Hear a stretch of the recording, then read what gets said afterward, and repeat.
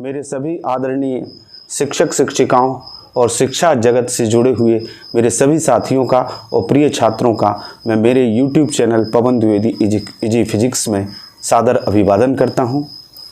साथियों, मेरा और आपका एक ही उद्देश्य है कि कोविड-19 के इस संक्रमण के दौरान हमारे छात्रों तक पाठ्य सामग्री पहुंचे और वो अपनी पढ़ाई को जारी रख सकें। इसलिए मैंने मेरे YouTube चैनल पर 11th और 12th के फिजिक्स के वीडियो लेसन तैयार किए हैं। मेरा आप सभी से निवेदन है कि अधिक से अधिक छात्रों तक इस वीडियो लिंक को और वीडियो को पहुंचाने का कष्ट करें, जिससे छात्रों की पढ़ाई बाधित ना हो। तो आइए हम आज का वीडियो लेसन शुरू करते हैं। आप सभी का धन्यवाद।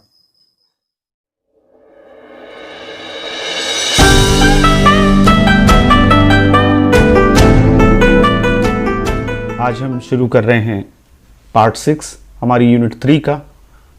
पिछले पार्ट 5 में आपने एक डेरिवेशन किया मैग्नेटिक फील्ड का, सोलेनॉइड का, परिनालिका को समझा और उसका एक डेरिवेशन किया। उस पर मैग्नेटिक फील्ड आपने परिनालिका के अंदर निकालने का डेरिवेशन करना सीखा। आशा है कि आपने वो कर लिया होगा। इसी को आगे बढ़ाते हुए पार्ट 6 में चैप्टर 4 के हम आज करने जा रहे हैं magnetic field due to a long current carrying toroid, धारावाही टोराइड के कारण चुंबकीय क्षेत्र की तीव्रता। तो चलिए शुरू करते हैं। सबसे पहले समझते हैं कि टोराइड है क्या। देखिए, पिछले वीडियो में आपने सोलेनॉइड को समझा। सोलेनॉइड पे काफ़ी हमने चर्चा की। सोलेनॉइड का मतलब एक बेलन पर, कार का बेलन हो या एस्बेस्टॉस का हो या चीनी मिट्टी का बेलन हो, उस पर तांबे के विद्युत रोधी तार, विद्युत रुद्ध तार, इंसुलेटेड वायर इस तरह से सर्पिलाकार रैप कर दिए जाएं, तो इसको हम कहते हैं सोलेनॉइड। इसका हम डेरिवेशन पिछले वीडियो में कर चुके हैं। अब यदि इस सोलेनॉइड को, जिसमें कार्क लगा हुआ है, एक खोखला है, और इसको मोड़ दिया जाए, एक वृत्त की आकृति दे दी जाए, एक सर्किल बना दिया जाए, एक रिंग बना दिया जाए, तो उसको हम कहते हैं टोराइड। बहुत पास तांबे के तार के, इंसुलेटेड वायर के उसमें फेरे होते हैं। ये आपको इस डायग्राम में दिख रही है, ये टोराइड है। आप देख रहे हैं कि एक अंदर कार का सर्किल है और इसके चारों तरफ ये कॉपर वायर लिपटा हुआ है। ये 2 वायर बाहर से निकलेंगे जहां से हम इसको धारा प्रदान करेंगे, इसके अंदर धारा प्रवाहित होगी। तो ये आकृति टोराइड कहलाती है। अब टोराइड में भी जब विद्युत धारा प्रवाहित हो रही है तार में, इसका मतलब है, हम बायो-सावर्ट नियम से पढ़ चुके हैं, इस पूरे चैप्टर की शुरुआत में पढ़ चुके हैं कि जब किसी तार में विद्युत धारा प्रवाहित होती है, किसी कॉइल में होती है, किसी लूप में होती है, तो उसमें चुंबकीय क्षेत्र आसपास उत्पन्न होता है। तो इस टोराइड के कारण भी चुंबकीय क्षेत्र उत्पन्न होगा। उस चुंबकीय क्षेत्र की इंटेंसिटी, तीव्रता हमको निकालना है। वो हम कैसे निकालेंगे, चलिए देखते हैं आगे। तो ये जैसा कि आपने अभी समझा, टोराइड एक सर्किल, एक रिंग, और रिंग के ऊपर ये वायर लिपटे हुए हैं, 2 वायर निकलेंगे जिससे हम उसको धारा प्रदान करेंगे। अल्टीमेटली हम ये कह सकते हैं कि टोराइड क्या है, ये खोखला वृत्ताकार छल्ला है और जिस पर विद्युत रुद्ध यानी इंसुलेटेड तार के बहुत से फेरे पास लपेटे जाते हैं। और एक आइडियल टोराइड की हम बात करें तो इसकी मोटाई इसकी त्रिज्या की तुलना में नगण्य होती है। हम ये कह सकते हैं आखिरी में कि एक परिनालिका, एक सोलेनॉइड जो कि एक बंद वलय बनाती है, एक क्लोज्ड रिंग बनाती है, उसको हम कहते हैं टोराइड। अब हमें इस टोराइड के कारण चुंबकीय क्षेत्र की तीव्रता निकालना है। तो पहले ये समझ लें कि इस डेरिवेशन में हम क्या करेंगे। देखिए, 3 पॉइंट पे हम तीव्रता निकालेंगे। प्रश्न आपका आता है एग्जाम में, वो प्रश्न ये आता है कि एम्पियर के सर्किटल लॉ, एम्पियर के परिपथीय नियम के आधार पर टोराइड के अंदर किसी बिंदु पर, टोराइड के बाहर और टोराइड के अंदर रिक्त स्थान में चुंबकीय क्षेत्र की तीव्रता के लिए व्यंजक ज्ञात कीजिए या सूत्र ज्ञात कीजिए। डेरिवेशन 3 पॉइंट पे निकलता है। तो कोई एक पॉइंट आपसे पूछा जा सकता है। हालांकि 2 पॉइंट पे चुंबकीय क्षेत्र की तीव्रता 0 होती है। ये टोराइड है। ये देखिए आप, ये डायग्राम आप देख रहे हैं, इसमें तार ये लिपटे हुए हैं। यहां पर हम 3 पॉइंट देख रहे हैं। एक पॉइंट ये जो टोराइड का तार लिपटा हुआ है, इसके बीच में एक पॉइंट P है, इस पे हमको निकालना है। एक इसके बीच में जो रिक्त स्थान है टोराइड के बीच में, ये पॉइंट R है, इस पे हमको इंटेंसिटी निकालना है। और एक बाहर कहीं हमको निकालना है, मान लीजिए वो पॉइंट Q है। हम इस डायग्राम में इसको देख लेते हैं। ये पॉइंट P है, टोराइड कितना है, इतना है। जहां आपको ये सर्किल दिख रहे हैं और ये क्रॉस का निशान दिख रहा है, ये टोराइड है, इस पे तार यूं लपेटे गए हैं। इसको यूं और समझ लें कि इसमें डॉट और क्रॉस क्यों बने हैं, इसको आप पहले भी समझ चुके हैं, पिछले डेरिवेशंस में आपने समझा है।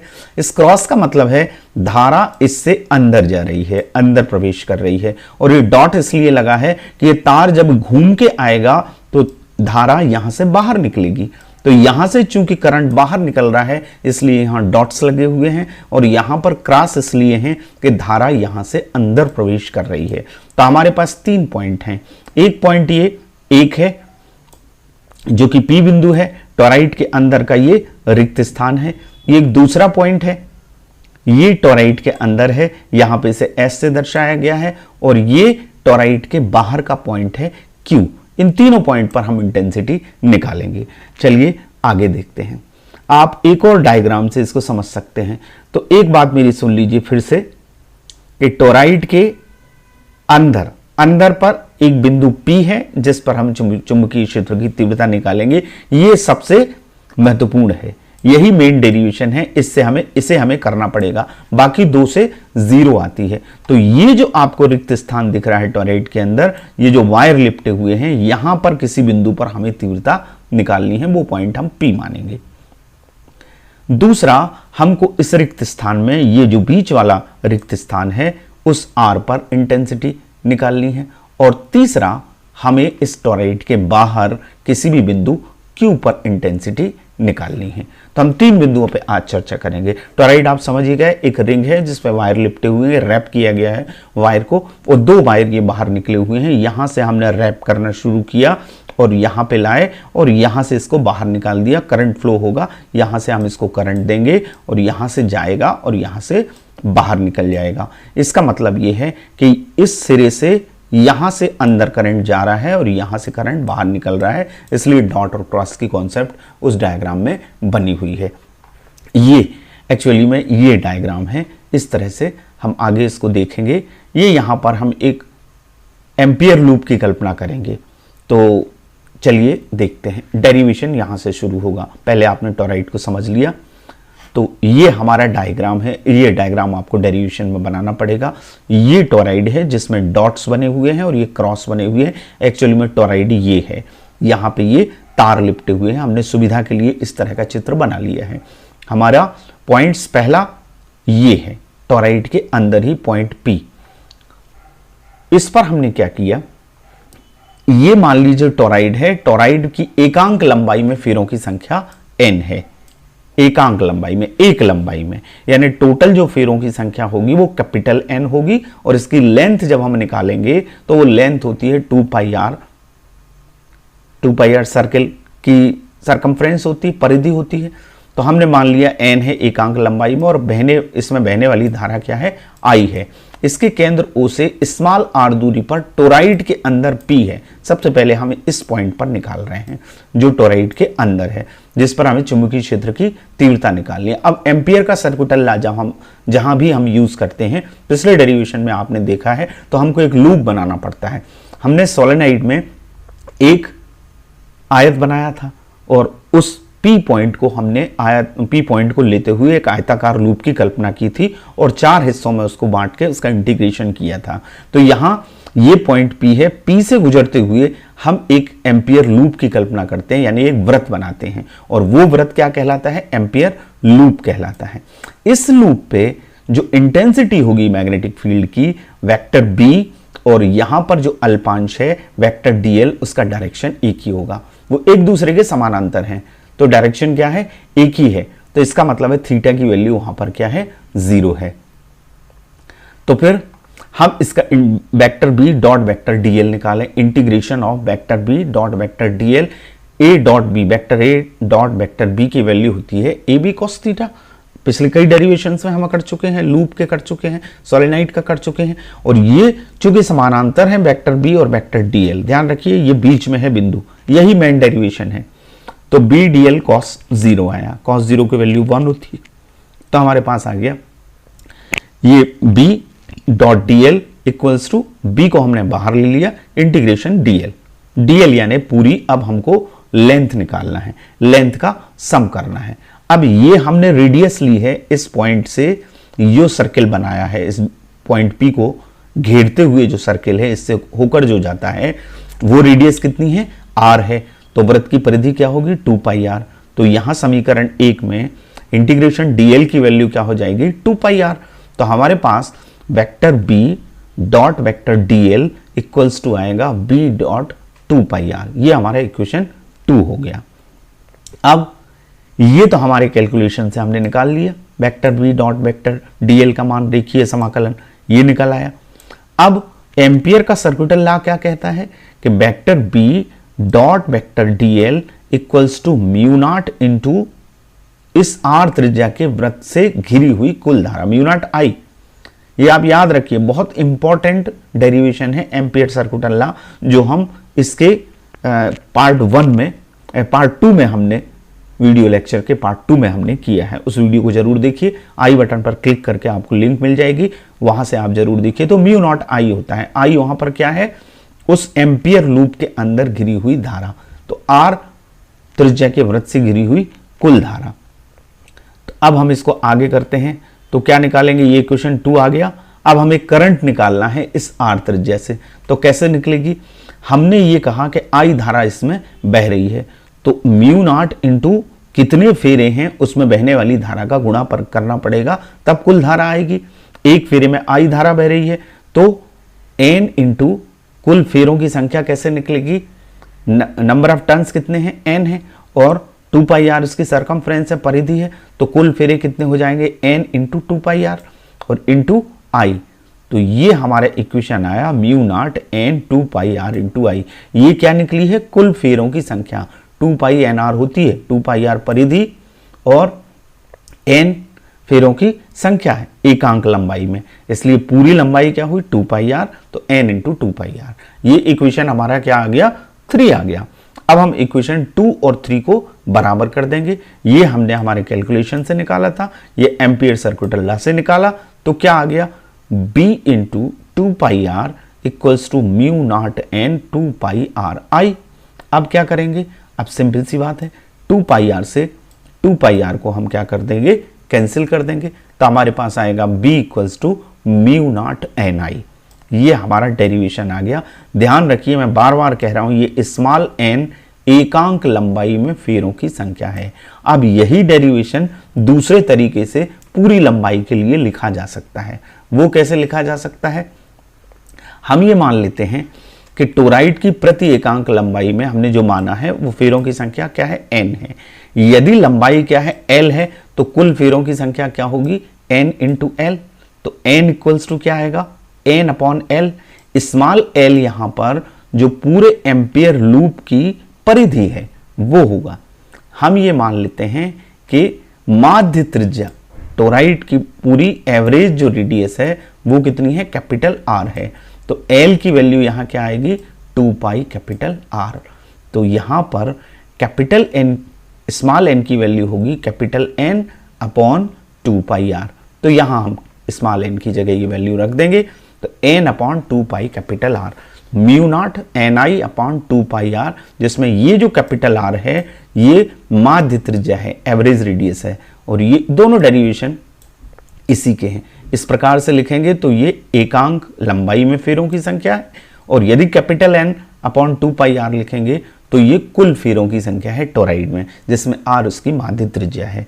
तो ये हमने एक पॉइंट पे इसका डेरिवेशन निकाला कि हमने टोराइड के अंदर किसी बिंदु P पर चुंबकीय क्षेत्र की तीव्रता निकाल ली, ये हमारे फार्मूले आ गए। अब हम दूसरे पॉइंट पर चर्चा करते हैं, टोराइड के बाहर। टोराइड के बाहर हमने पॉइंट क्या लिया है, Q। तो क्या करना पड़ेगा, वही नियम है कि जिस बिंदु पर आप चुंबकीय क्षेत्र की तीव्रता निकाल रहे हो, एम्पियर सर्कुटल लॉ आपको लगाना है। बड़ा इजी वे है एम्पियर सर्कुटल लॉ से निकालना। जैसे गॉस की थ्योरम थी, उससे भी हम इंटेंसिटी निकालते थे और यहां पर बायो-सावर्ट नियम से निकालते हैं, लेकिन उसके अलावा एम्पियर का जो सर्कुटल लॉ है उससे हम निकालते हैं, तो बड़ा इजी वे में निकल जाता है। तो इसीलिए ये मेथड को बनाया गया है। तो इसकी क्यू पॉइंट को लेते हुए एक सर्किल फिर से बनाते हैं। इस सर्किल की रेडियस यानी बिंदु केंद्र O से इस क्यू तक की दूरी हमने क्या मान ली, R1 मान ली। तो हमारे पास क्या आ गया, ये सारी चीजें मान ली। क्यू से गुजरते हुए R1 त्रिज्या के एक वृत्त की हमने कल्पना कर दी, ये एम्पियर लूप कहलाया। तो इस एम्पियर लूप के लिए जो एम्पियर लॉ कहेगा वो क्या कहेगा, रेखीय समाकलन vector B dot vector D L equals to mu naught into R1 त्रिज्या के लूप से घिरी धारा। अभी हम क्या कर रहे थे, R त्रिज्या से जब हम ये वाला पॉइंट ले रहे थे तो कुल धारा यहां पर 0 है। टोराइड के बाहर जो होती है करंट वो 0 होती है। बाहर से धारा अंदर जितनी प्रवेश करती है उतनी ही बाहर निकलती है, इसलिए एक दूसरे को वो निरस्त कर देती है। मैंने ये आधी धारा क्या होगी, पॉजिटिव होगी और आधी नेगेटिव होगी। तो टोटल धारा क्या हो जाएगी, बाहर के पॉइंट पर 0 हो जाएगी। इसको क्यू पॉइंट पर टोराइड के बाहर कोई धारा नहीं है। टोराइड इतना है, ये वाला डॉट और ये वाला क्रॉस, ये वायर यहां पर लिपटे हुए हैं। यहां से धारा अंदर जा रही है और यहां से धारा बाहर निकल रही है। तार यहां पर लिपटे हुए हैं, तो जितनी धारा अंदर जा रही है उतनी धारा बाहर निकल रही है, यानी बाहर कोई भी धारा नहीं है। I1 और I2 मान लें तो I1 प्लस में और I2 माइनस में है, तो दोनों बराबर हैं, तो वो 0 आएगा। तो बाहर कितनी धारा है, 0। इसका मतलब है कि vector B dot vector D L equals to mu naught into 0। अब dl इंटीग्रेशन dl क्या हो जाएगा, 2 पाई R1। तो b क्या आना है, 0 आना है। इसका मतलब है कि बाहर चुंबकीय क्षेत्र की तीव्रता टोराइड के 0 होती है। तो बड़ा सिंपल है। लास्ट का एक पॉइंट हमारा बचा, कौन सा, टोराइड के द्वारा घिरे रिक्त स्थान पर। ये टोराइड के बीच में जो रिक्त स्थान है, जो वलय है जिस पर लिपटी हुई है, तो वलय के बीच में गैप है, ये रिक्त स्थान हमने यहां पर लिया है कैपिटल R। फिर से एक एम्पियर लूप की कल्पना करते हैं R2 त्रिज्या की। तो R2 त्रिज्या का हमने एक लूप बनाया और इस लूप को हम एम्पियर लूप कहते हैं। एम्पियर का सर्कुटल लॉ फिर से हम लगाएंगे, तो vector B dot vector D L बराबर आएगा म्यू नॉट इंटू R2 त्रिज्या के लूप से घिरी कुल धारा। अब टोराइड के अंदर जो है वहां भी धारा क्या होती है, 0 होती है। वो रिक्त स्थान है, वहां पर कोई धारा नहीं है, तो वहां पर म्यू नॉट इंटू 0 होगा। इंटीग्रेशन dl जो आएगा वो आएगा 2 पाई R2, ये 0 आ जाएगा। तो अल्टीमेटली b इक्वल्स टू क्या आएगी, 0 आएगी। तो इस तरह से 3 पॉइंट पे हमने इंटेंसिटी निकाली आज टोराइड के कारण। कौन कौन से 3 पॉइंट पे, एक P बिंदु पर हमने निकाली जो हमारा डेरिवेशन आ गया b equals to mu naught ni, या दूसरा ये 2 तरीके से, यहां पर एकांक लंबाई में फेरों की संख्या है और यहां पूरे टोराइड में फेरों की संख्या कैपिटल N है और उसकी माध्य त्रिज्या कैपिटल R है। ये 2 डेरिवेशन आए पॉइंट P पर। यही हमसे पूछा जाता है एग्जाम में खास तौर से, लेकिन ये 2 भी पूरा प्रश्न आएगा और यदि तीनों पॉइंट पे निकालना है तो आपको 2 और 3 पे भी निकालनी पड़ेगी, हालांकि इन पे 0 आती है। ये हमारा दूसरा पॉइंट था Q, और Q पर हमने जो निकाला डेरिवेशन वो हमारा 0 आया। और ये R टोराइड के अंदर, ये पॉइंट है R, इस पे निकाला तो क्या आया, वो भी हमारी 0 आई। तो इस तरह आपने आज देखा कि टोराइड क्या होता है, एक रिंग होता है जिस पे तांबे के तार इंसुलेटेड वायर लिपटे होते हैं। यदि एक परिनालिका को एक वृत्त की आकृति में हम मोड़ दें तो उसको हम कहते हैं टोराइड। कोई बहुत बड़ी भारी चीज नहीं है। तो मेरा ख्याल है ये डेरिवेशन आपको समझ में आ गया होगा, और यदि समझ में आया है तो आप मेरे चैनल को लाइक करिए और सब्सक्राइब करिए। जल्द ही मैं अगला वीडियो लेकर आऊँगा। धन्यवाद, थैंक यू वेरी मच।